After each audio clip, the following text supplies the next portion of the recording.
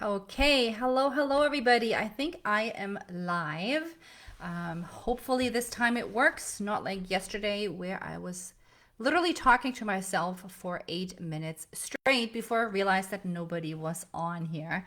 So welcome back everybody. It's day 3 of the Hashimoto's Without Limits challenge. Super excited. Oh my goodness, time is going by so fast. I can't believe we are already on day 3.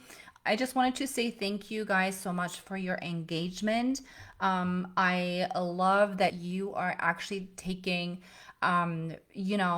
responsibility for your health and also, taking advantage of the recipes and the meal plan that I have provided you with during this challenge, which incorporates a lot of these foods that we are talking about here during this week. So I'm very happy that I see lots of photos pop up under the homework threads and things like that. And for everybody else who is doing the challenge, I know we had over 20 people signed up for it. Please, if you want to do the same thing, hop in, jump in anytime. There's no pressure. You don't have to do it every single day, but just do whatever you can. And if you want to share anything, any wins or anything with us, please do so during this challenge. I'd be so happy to see you do that. So let me just pop on my feed to see who's live. And then also I can, as always, really respond to your questions. Okay, let me just see. I don't see anything that I am on live again. Give me 1 second. Here we go. Let me just check. Oh yeah, okay, perfect. Whew, okay, I think yes, okay. I think everything is working well.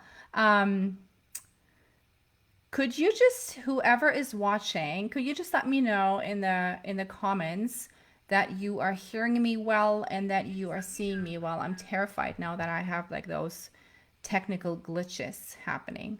Okay. I see Elena is here, Janelle is here, Janice is here, everybody. Hello, hello. So glad to see you coming back on today. Okay, so this week, what we're going to be doing is, and I don't want to take too much of the time explaining that over and over again, but I do want to give you a little bit of a summary of what we have been progressing through for those of you who might be just hopping on for the first time, and also for you guys who are very good in following me every day. I kind of like want to keep you on track and explain the journey that we are embarking on together during this week so that you know exactly what we're doing here and why we're doing this. See you and hear you fine. Okay, perfect. Thank you, Janice, for confirming that. So this challenge is designed to, number one, really explain concepts to you as to how your Hashimoto's is not establishing in your body, not so much, but what body systems are involved in keeping your systemic inflammation going. We covered that Hashimoto's symptoms are very random, as we all know. There is so many different symptoms that can show up for so many different people, either at the same time or different times. Sometimes we have a lot of symptoms. Sometimes we just have one really, terrible symptom that just doesn't go away, such as the fatigue. And we have discovered that during day 1 that when it comes to an autoimmune disease, in our case, Hashimoto's thyroiditis, it is really important to understand and focus on the immune response. So we can definitely support our gland with either medication, thyroid support, dialing in the T4 and the T3 and all of these things, with also minerals, selenium, zinc, and all of the things that you know about. That's one part. But the second part too is that we need to understand where the inflammation is coming from at this moment in time, and then having the tools and strategies to help reduce the inflammation. And when I say reduce inflammation, I'm not saying suppress inflammation, right? That is not what we want to do. We want to modulate our immune system. We want to make it more resilient. We want to make sure that our immune system is capable of differing between friend and foe when it comes to foods, when it comes to any sorts of, things that enter our bodies, or even from within too. And so this challenge, every day of the challenge, is really tackling one pillar with information around the concept, what is driving the inflammation in that pillar, that I have found over the last, I don't know, 10 years that I've been doing this. And then I also wanted to give you tools and strategies during this challenge, during this presentation, so that you can take away some key tools that I use in my practice every single day to help women overcome these symptoms and reduce inflammation, to give you two to help you get started. That doesn't mean that every session that we're hosting is the end all be all, that this is the only things you need to do. It's really only just an overview, and it gives you a little bit of a foundation that you can build on. So I hope that makes sense to you. And hello, Shima, nice to see you. And I hope that is, I explained that well. And today we're going to go into adrenal health. Okay, so day one was all about gut health, the connection between digestion issues, absorption issues, microbiome issues, inflammation. Day two yesterday was about opening drainage pathways, detoxification pathways, understanding as to why it's so important to be able to purge all the toxins that are created through inflammation.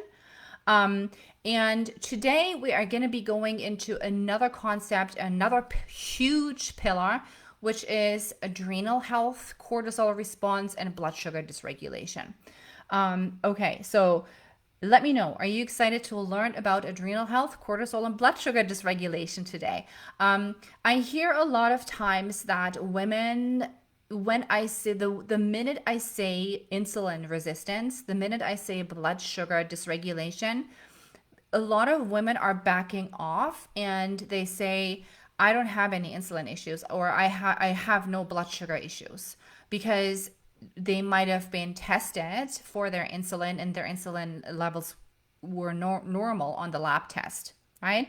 So I want to know if you feel that way, right? So, and there's no judgment, right? So if you feel that you personally don't really struggle with blood sugar dysregulation, let me know in the comments. Or on the other hand, if you feel that insulin resistance is something that you're dealing with, but you're not quite clear on how that works, also let me know in the comments.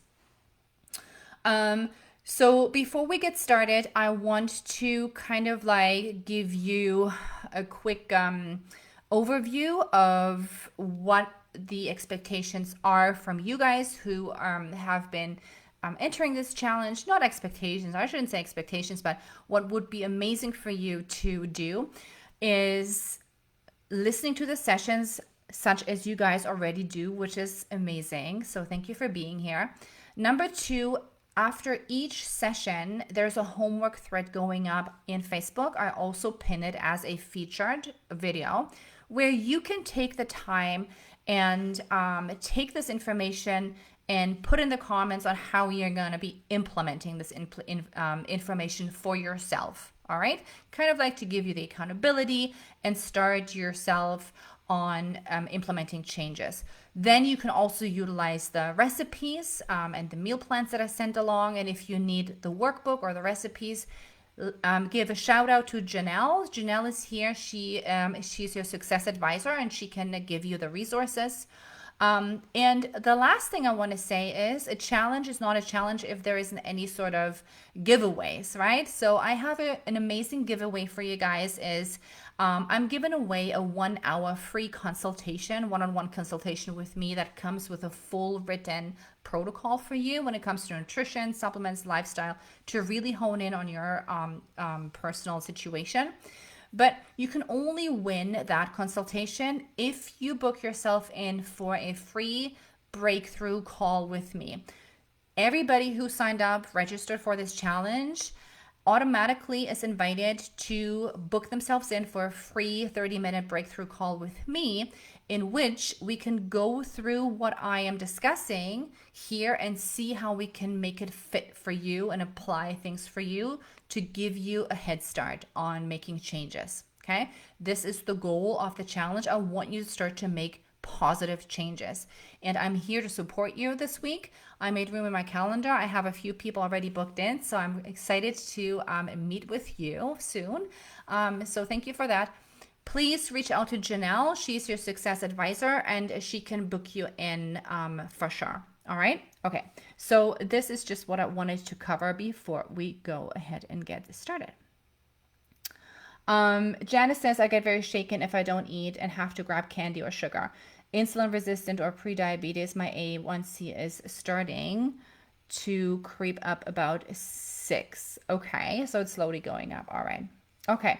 All right. So let's talk about it then. And I think everybody will get something out of the session, because I will say that I haven't seen one person yet that I've ever worked with that did not deal with blood sugar dysregulation. And blood sugar dysregulation does not mean diabetic. Okay, so it doesn't equal you have to be a diabetic in order to have blood sugar dysregulation. You can have a good A1C and you still struggle with blood sugar dysregulation. We're going to talk about that a little bit about today, and so that you understand how it's driving the inflammation, because that is really always what we want to address here. Is we want to make sure that we're addressing the inflammation from all different angles. And the adrenals play such a huge role in that. So you can pull out your worksheet, your workbook on day 3, where I talk about the impact of stress on our adrenals and Hashimoto's fatigue. So when I talk about stress, of course, we all know that stress is not a very good place to be. Stress comes in various forms, and one of the biggest form stress actually shows up in your body, or is dealing with stress, is from internal metabolic waste. So the inflammation that you're having in your body on its own is creating stress. Those are internal stressors that your body has to deal with. So blood sugar imbalances, for example, is a huge stressor on your body. So I just wanted to make that also clear, that it doesn't always have to be external stressors that you're dealing with, but internal stressors are just as crazy impactful oftentimes. So let me see. I'm just pulling up my workbook here actually in order to follow my notes. The impact of stress on our adrenals and Hashimoto's fatigue is huge. You'll see on the workbook how I have sectioned everything. So to give you almost like a walkthrough of the stress response. So you'll see number 1 is cortisol. Cortisol is hugely dysregulated in a lot of us with Hashimoto's. The cortisol response is very important for sleep regulation. A lot of us have sleep issues, insomnia, but also blood sugar response, blood sugar regulation.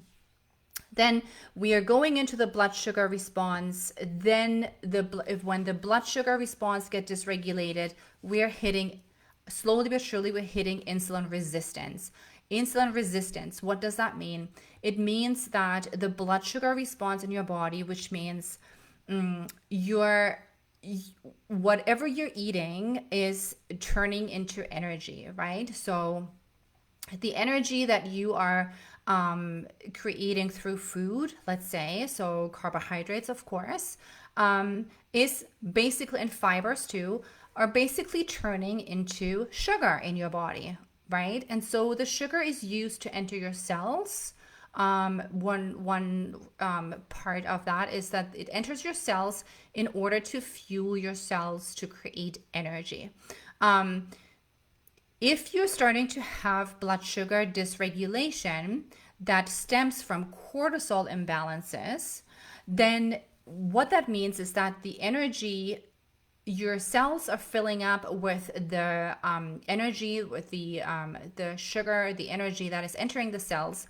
And at one point, your cells are just, they have enough. They have enough of the energy. They don't need anymore. They don't need any more fuel to create energy.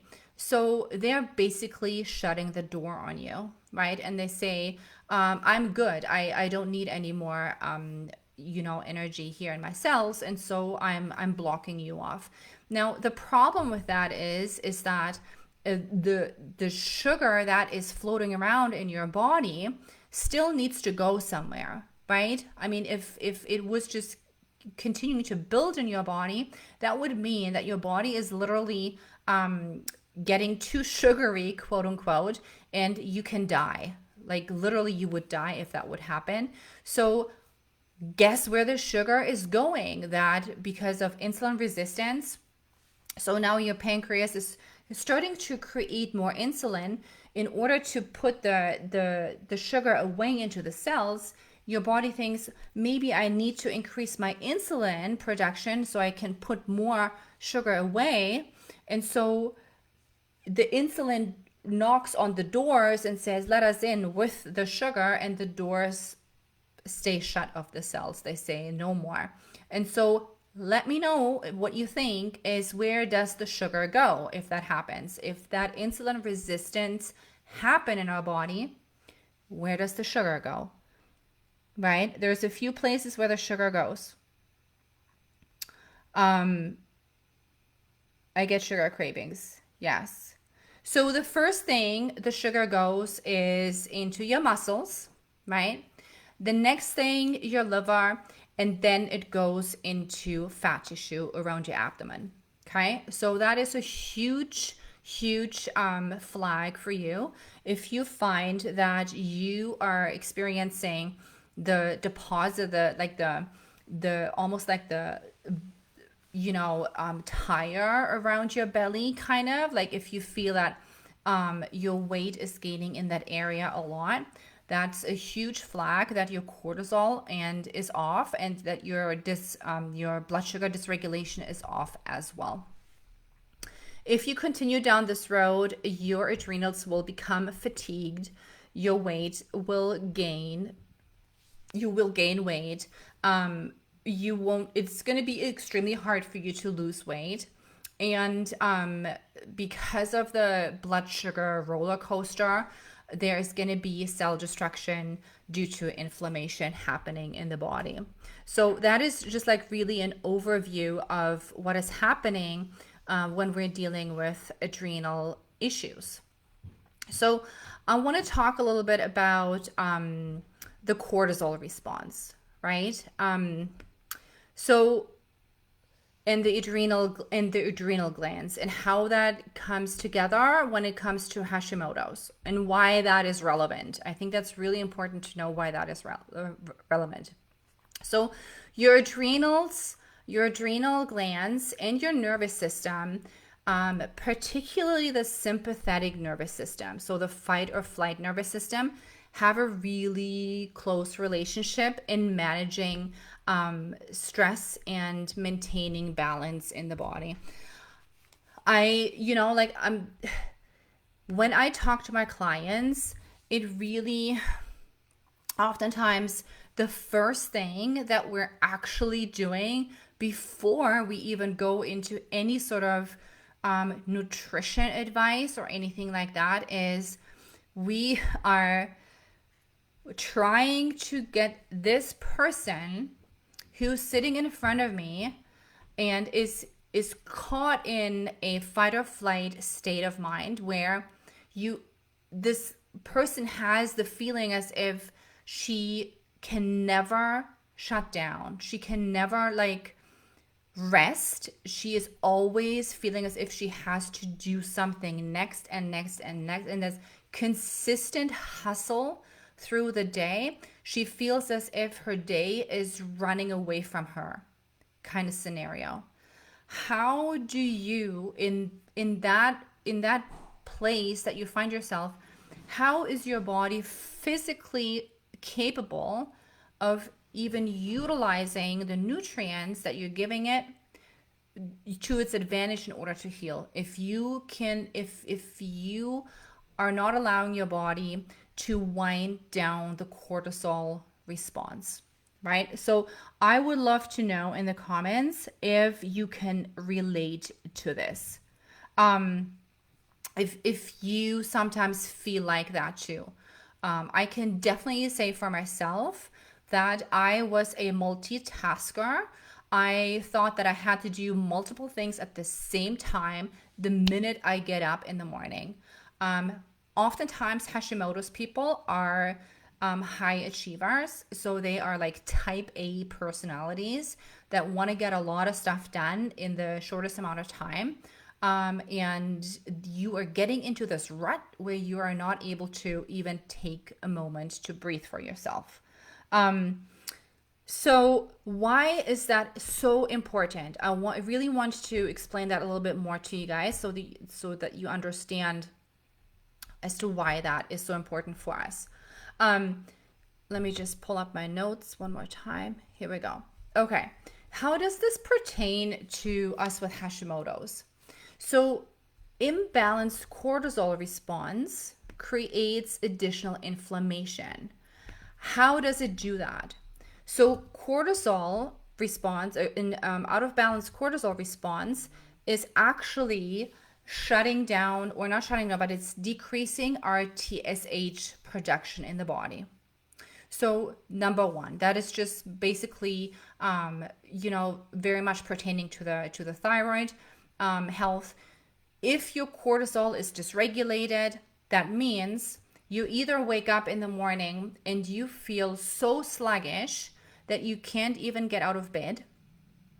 And then you are finally dragging yourself out of bed, and you never really regain 100% energy. You feel brain fogged. You feel as if your energy is crashing throughout the days. After eating, half an hour later, you feel like you could have a nap. And as I'm describing this, let me know in the comments as if this makes sense to you, if you have felt like this before. I'm describing that so that you can connect to that scenario of low cortisol. So, and then by the end of the day, you're so shot that you can't do anything else. Like you are so dead, but you can't go to sleep. You're tired but wired. Okay, so that is one scenario that a lot of women are dealing with when it comes to cortisol dysregulation. Cortisol also impacts the conversion of T4 to T3 massively. So if you are if your cortisol is dysregulated, your conversion rate will be lower just by default. Okay, so that's really something we have to keep in mind, that stress and cortisol matters when it comes to Hashimoto's health and thyroid needs. Okay. In addition to the cortisol imbalance, so I wanted to be very clear here is that there's two stages that I see that women are going through. Stage number one is elevated cortisol, okay, where you are you are just hustling through the day, going, never turning off, and your cortisol is spiking, is keeping you up there in order for you to get that energy for everything that you need to do. If you continue on this path for a long time, that high cortisol can actually turn into very low cortisol because your adrenals are starting to say, wait a second, I don't have enough juice anymore to sustain this. So your cortisol levels will drop. Typically, that is the reason as to why you're dragging yourself out of bed in the morning, because you don't get that early morning cortisol response that you need. Because your cortisol response in the morning is high, and it needs to be high because the cortisol is something that gets you out of bed. If that is not the case anymore, you will have to deal with regulating your cortisol imbalances. I'll give you a few tools later on, but that is the first thing I think a lot of people have to work with, if that makes sense. So let me see if there's any comments around that. Yes, my cortisol is inverted. Yes, and you can also get that tested, right? So there's Dutch tests that you can get done, and you can see exactly how your cortisol response is. So for me, my cortisol was tanked. Like my cortisol was barely even going up to up a notch in the morning. It was very, very low, like halfway below the normal curve. Was my cortisol levels when I got tested, when I felt like a zombie. Stage two. Okay, so stage two adrenal fatigue, I'm thinking. Is that what you're referring to? Yes. Okay. Yes. So I'm just painting that picture so that you understand the importance of it. Um, okay. So let me just see. Okay. So then, in addition to that, and I'm just building these concepts for you out so that when I give you some tools, you understand as to why you're doing that and the importance of it all. Okay. So so that is the first thing, right? The cortisol response. But in addition, the cortisol dysregulation, like the scenario that I just explained to you guys, what it also does in your body, it starts to dysregulate blood sugar response by default. Okay. And like I said, you don't have to be diabetic or anything. If you have chronic stress or creating chronic stress in your body or not allowing yourself to wind down at all, your blood sugar will be dysregulated because every time your cortisol is the one of the functions of cortisol is to give your body energy to sustain your body through difficult times. How does the body do that? Cortisol is breaking down sugar storage for you. The liver is putting out sugar for you into the blood. The muscles also break down and give you sugar. And the cortisol activates that. So your body is being fueled by sugar because your cortisol is high all the time, right? So you'll find that your muscles are weaker than before. That oftentimes leads to exercise intolerance that a lot of people are dealing with. You find that your liver is starting to suffer. There's a lot of liver issues, like we talked yesterday, happening. But the like I said before, so all the sugar is now flushing your system and trying to give you that energy. And then at one point, if this response never fully stops, right? So we're always talking about these concepts in under the umbrella of chronic inflammation or chronic imbalances, not as a regular response. You don't want your cortisol to be low. No, you want your cortisol to be up in the morning and then on a regular cycle throughout the day, right? So what that means is that you are then leading into the blood sugar dysregulation because your cells say that is too much sugar for me. We have enough. We can't cope with anymore. And then this sugar needs to be put somewhere else. It's been put into abdominal fat tissue and things like that. But you'll also see that your metabolic health that is regulating the blood sugar control throughout the day is going to suffer. So what that means is that you're going to be experiencing symptoms such as when you eat a meal, you are going to be either crashing 30 minutes to an hour later, or you feel very tired and you need to take a nap. Or if you're stretching your meal intake for too long in between meals, you are getting very agitated, like hangry, like you are about to like really, harm somebody almost if that person says the wrong thing to you, kind of thing, right? So you're very agitated. And let me know if that is something also that you have experienced in the past, maybe, or even now. And then you are going through crashes of blood sugar, which then triggers a sugar craving. So I know that I think Shima was it. She says that she has some sugar cravings. So watch out for like when does that happen, right? So does that happen after you had like a blood sugar crash? Then it's very likely that you are getting those cravings because your blood sugar is dropping too low, and then your body needs to refuel these things. So cortisol and blood sugar dysregulation go hand in hand.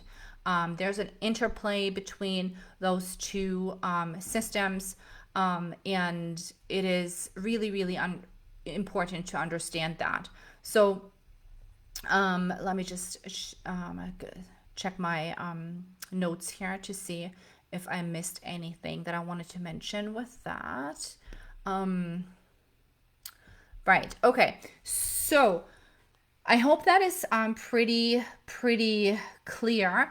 So the next step basically, and that doesn't go for everybody, if you are starting to intercept these things. So it's so important. Like this topic is so critical that I have seen, and it's the biggest game changer for people with Hashimoto's, is that I actually, so in my program, in my group that I run, in my Hashimoto's fatigue solution group, there is a entire module on blood sugar regulation that includes circadian rhythm work. So you're working on your circadian rhythm.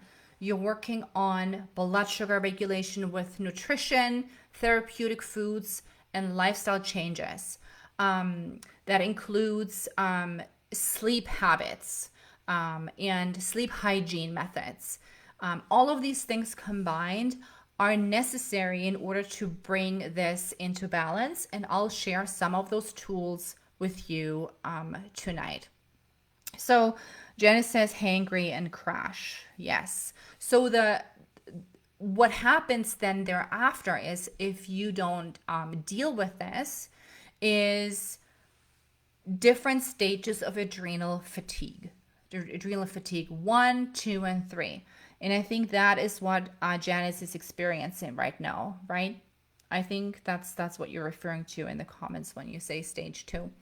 And the further you push your adrenals into this, the more time it takes to get out of it, right? Because adrenals do respond to food and nutrition, but the biggest bang for your buck with adrenals are lifestyle changes. And that is one of the hardest things sometimes to do for women, for us with Hashimoto's, because we like to keep busy usually, right? And we like to, and then oftentimes we feel guilty, right? We feel guilty because we are fatigued and sluggish, but people think we're lazy, right? And so it's really hard for us to explain our situation to others. So we just keep pushing through, if that makes sense. Yeah. Okay, so we don't want to get down this route. We don't want to go into the whole adrenal fatigue thing. So that is why we want to start to intercept now, right? So let me know in the comments if you're ready to learn how you can start to do that. Okay, so that you can start to incorporate these things and hopefully feel better doing that in the long run. Okay. So, like I said, with adrenal health, adrenal support, cortisol response, the most important thing are lifestyle changes. So I want to go a little bit into lifestyle changes with you tonight, but I will also give you some nutrition as tools here. Okay, just I need to just have a sip of water here. Hold on. Okay, so cortisol response. The first thing that you need to do is, or that is has the most impact on your adrenal health and your cortisol health, is your circadian rhythm work. Okay, so the one of the tools that I use with my clients is that you are starting to reset your circadian rhythm at the beginning of the day. So honestly, like research shows that light, exposure to light, is the single most impactful tool and strategy you can use to help your cortisol response, right? So remember, when you're waking up sluggish in the morning, it's not because your cortisol is high, it's because your cortisol is low. But you want your cortisol to be high in the morning because the cortisol kicks you out of sleep, it wakes you up. So I just want to say something I just thought of is usually what happens, and let me know if that's you, is that the cortisol response is so off that it kicks you, the cortisol kicks in the middle of the night. So you wake up at anywhere between 1 a.m. and 3 a.m. in the morning. Let me know in the comment if that is you. That's your daughter. Yes. Yes. Yeah, my daughter was very much the same. It wakes you up. And that also has to do with blood sugar dysregulation because the first half of the night, your body runs mostly on glucose. And then it metabolically switches to using ketones and proteins more so for energy creation during the second half of the night. So, this metabolic switch, if your body can't handle it, you're experiencing when you're running out of glucose, you or your blood sugar crashes. And as a safety mechanism, your cortisol kicks in to keep you alive, and that kicks you right out of sleep. So that is one thing, but we don't want this. And then what you want is you want the high cortisol levels at the beginning of the day. So the best thing to do that is that you go outside within the first 10 to 20 minutes after you wake up, and you are exposing your body, your skin, your eyes to daylight. It doesn't matter if it's sunny, rainy, or overcast.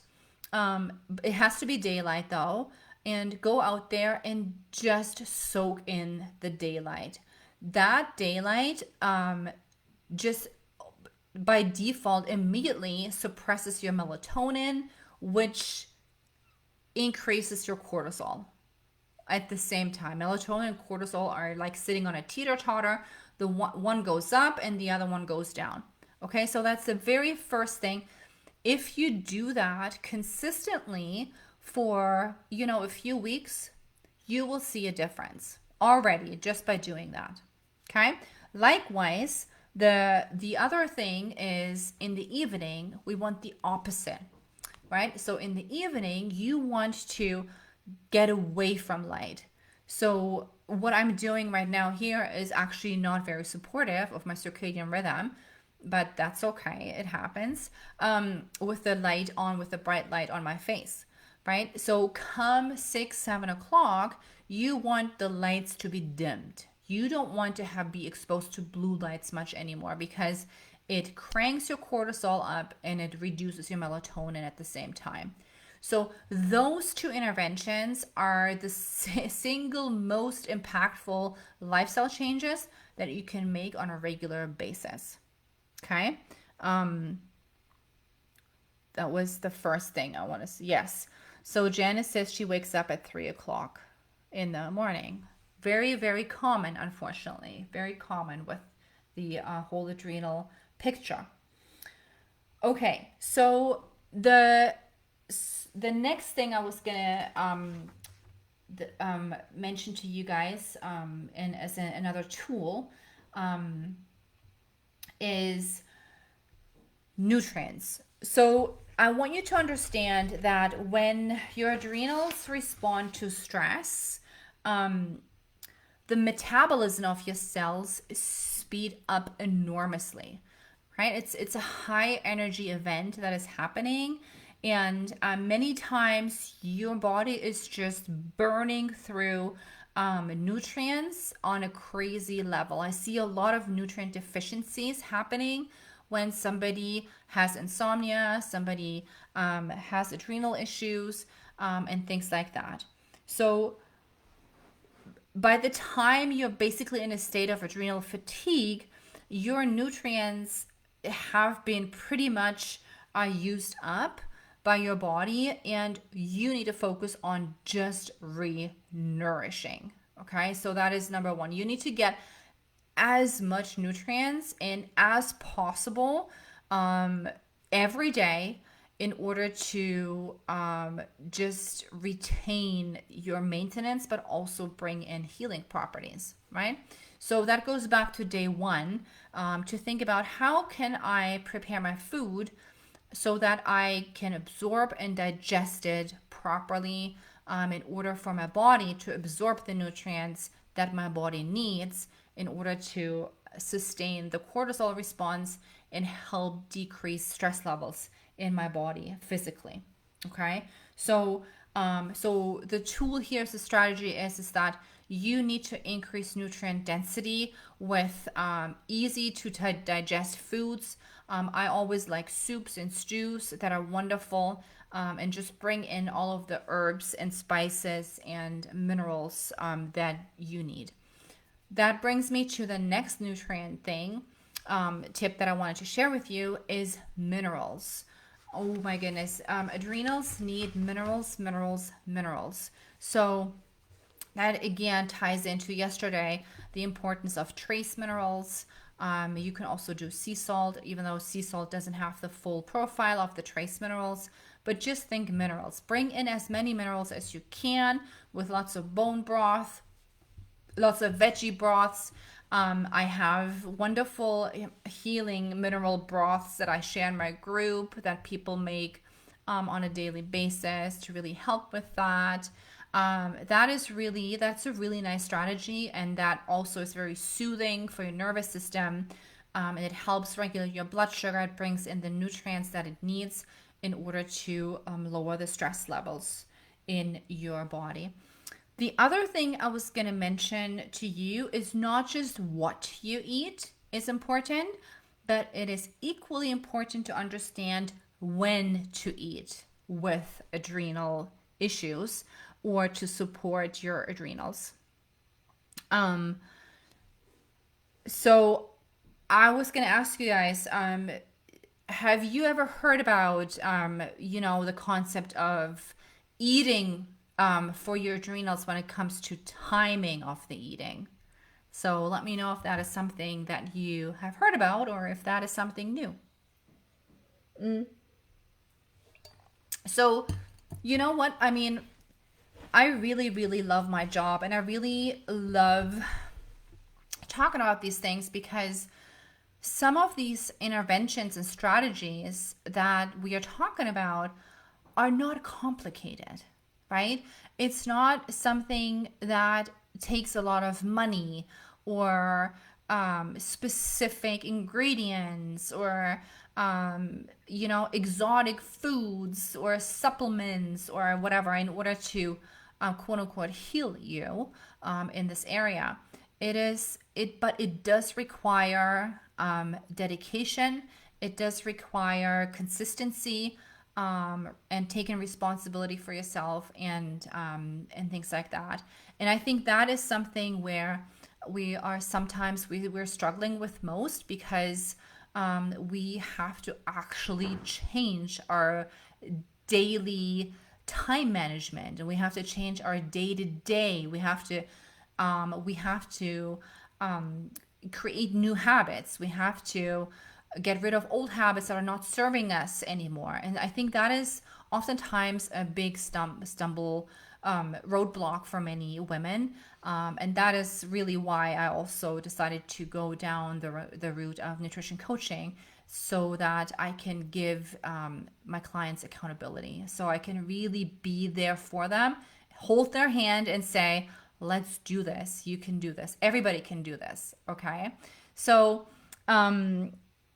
Elena says, I eat every 3 to 4 hours. It has been very helpful when working with you and still applying this. Yes, wonderful. Never heard of it, Shima. Okay, perfect. So let's talk about it a little bit more. So that is my next strategy that I was sharing with you. So it's not just important what you eat, but it's also important when to eat, right? So when you think about low adrenal output, it is extremely important, if you have low adrenal output, that you eat before 10 o'clock in the morning.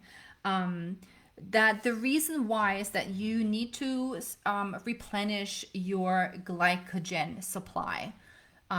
So remember what I said is that your glycogen supply goes down in the middle of the night, and then it kind of, you need to refuel yourself in order to kickstart your metabolism, especially when you have adrenal issues, before 10 o'clock in the morning. Okay, so I know a lot of people actually do intermittent fasting, or have been told by other people that intermittent fasting is amazing for you, especially when you're going through menopause, and it can help to really give your digestion a break and balance your hormones and things like that.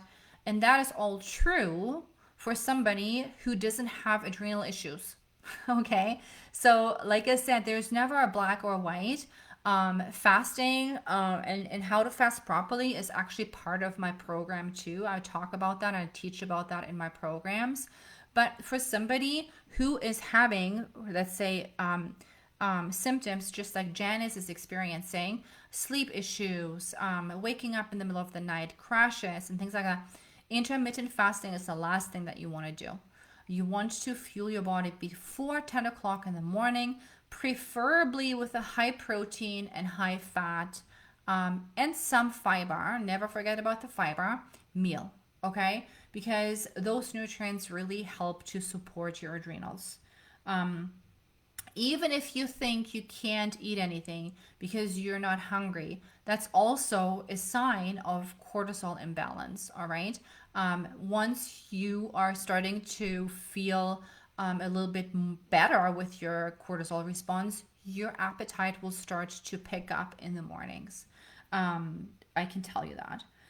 And so that is the most important thing. So to give you a little mini protocol here is that when you wake up in the morning, the first thing you do is you go outside and you expose yourself, your skin and your eyes to sunlight or daylight for at least 20 minutes. Best case 30 minutes, or longer, but 20 minutes is the best to begin with. And then you go back inside and do not have a coffee before you eat anything. Okay, so we don't want to start on coffee. That's just cranking our adrenals. We want to start with a well-balanced meal before 10 o'clock. Yes, I'm not hungry in the morning. Yeah, it's very typical. It's very common for this whole cortisol imbalance picture. Okay, so that is something that I wanted to share with you, that is just as important. Like I said, in my, there's so much that you can do, and so many different nuances around that I actually have created a whole module around this topic. The last thing I wanted to also mention when it comes to nutrition is salt. Okay. A lot of people shy away from salt. If you are feeling all those symptoms that I have just been describing and that Janice is actually confirming, salt is your best friend. Okay. Adrenals need salt. That is one of the nutrients that they actually really, really thrive on. So whether that is, like salty foods, sea salt in everything. You can even like sprinkle a little bit of salt when you feel a little bit like a sluggishness coming over on your hands and lick it. That has been also very helpful. And there's also really wonderful recipes for adrenal cocktails. And I know I'm a big fan of adrenal cocktails. They're delicious. And I know if Janelle is still here, I know she loves adrenal cocktails too. So it's always a mix of, it's almost like an electrolyte drink that you're making. It's like coconut water, some lemon juice. You can put in some ginger and some turmeric, and some sea salt and some vitamin C in terms of oranges or grapefruit, and mix it all together and drink it throughout the day or whenever you feel like you're starting to become sluggish. So I can definitely share some adrenal cocktail recipes in the group for you guys if you're interested. So that would be something you can do as well. Okay, so to summarize everything, we are almost at the end of this session. We are talking about the different pillars. Today we talked about pillar number 3, which is adrenal health, in in conjunction with Hashimoto's, the inflammation, but also the thyroid gland. You now learned and understand how important it is to regulate the cortisol response in order to regulate your blood your blood sugar dysregulation, which, if cortisol is elevated, can actually have a detrimental effect on making TSH and converting T4 to T3. I talked about why blood sugar dysregulation, insulin resistance is so important in terms of an inflammation and also energy creation. And then I gave you some tools and strategies around the cortisol response, the circadian rhythm, as well as nutrients that you can incorporate in lifestyle changes in order to help you get started on dialing these things back in. Okay, so let me know if this session was helpful for you. I hope it was. Again, the homework thread will go up after this video, and please continue to let me know what you're cooking in the kitchen with all the recipes and the meals that you're making.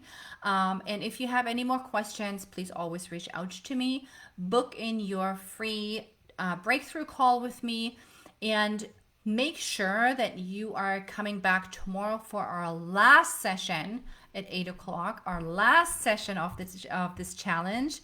Because tomorrow I'm actually going to be giving you some really good bonuses. So I'm very excited to share that with you tomorrow. And for now, do the work during this week. Put some things into place, and please share with us in the comments as to what you are starting to incorporate when it comes to your adrenal health. Okay? All right, everybody. This was it for today. Thank you so much for joining, and I'll see you again tomorrow. Have a great night, everybody.